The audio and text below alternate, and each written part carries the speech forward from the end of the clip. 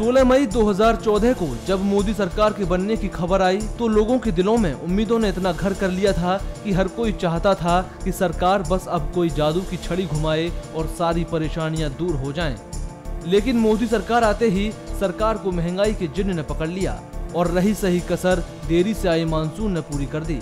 सरकार सोचकर तो आई थी कि देश में चल रहा वित्तीय घाटा कम कर देगी, लेकिन बड़ी महंगाई ने उम्मीदों पर ब्रेक लगा दिया। मोदी सरकार के दोनों रेल और आम बजट पेश हो गए हैं, जिसमें आम बजट आज वित्त मंत्री अरुण जेटली ने पेश किया। अरुण जेटली ने बजट पेश करते हुए सभी तबकों का ध्यान तो रखा ही, साथ ही इस बात का भी ध्यान रखा कि देश की जो वित्तीय हालत है उसको ज्यादा धक्का न लगे, क्योंकि जीडीपी का स्तर तो वैसे ही कम है। अगर और देश की जनता को सहूलियतें दे दी जाती तो देश की वित्तीय हालत बिगड़ सकती थी। इसलिए वित्त मंत्री ने अपने बजट में न ज्यादा सहूलियतें दी, न ही वित्तीय घाटे को ज्यादा बढ़ाया। मतलब आम बजट को बीच में ही रखा गया, लेकिन थोड़ी सी ही सही पर आम जनता को खुशी जरूर दे दी, क्योंकि सरकार ने इनकम टैक्स में थोड़ी राहत देते हुए छूट को 2 से 2.5 लाख तक कर दिया है। तो महिलाओं के लिए रसोई का सामान सस्ता कर दिया गया।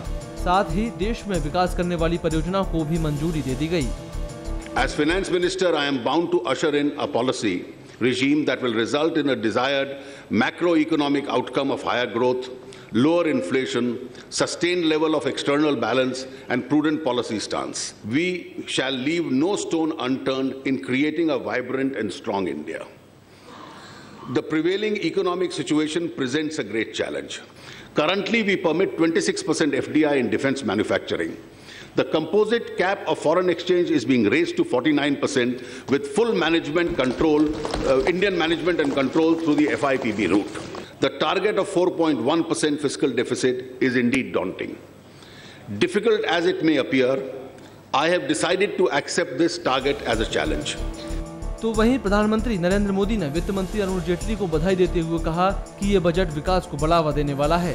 साथ ही ये भी कहा कि देश को पहली बार ऐसा विकास वाला बजट मिला है। तो बीजेपी के कई नेताओं ने भी वित्त मंत्री को बधाई देते हुए इस बजट को शानदार बताया। रास्ते पर देश को मजबूती के साथ, तेजी के साथ आगे बढ़ाने वाला है। नरेंद्र मोदी जी के नेतृत्व में हमारे वित्त मंत्री अरुण जेटली जी ने एक भारत के आर्थिक स्थिति को पुनश्चेतना देने की बजट दिया है। It's a revival budget. The Finance Minister of India has done a great job and brought a wonderful budget, growth-oriented budget.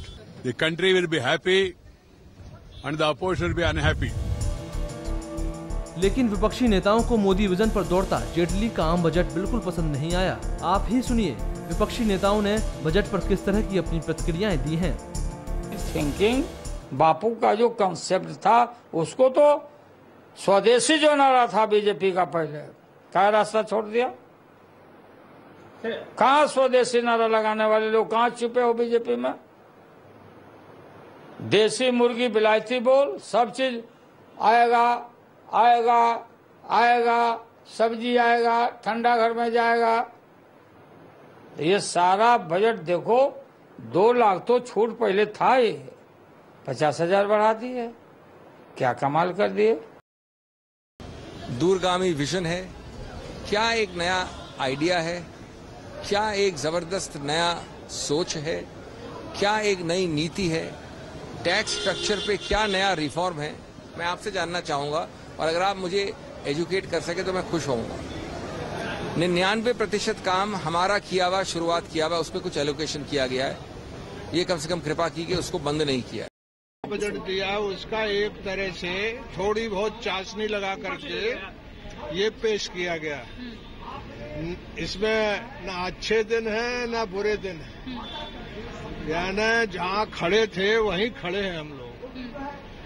और जरूर चुनाव में काफी दुनिया बदलने का, देश बदलने का इसमें काफी संकल्प था।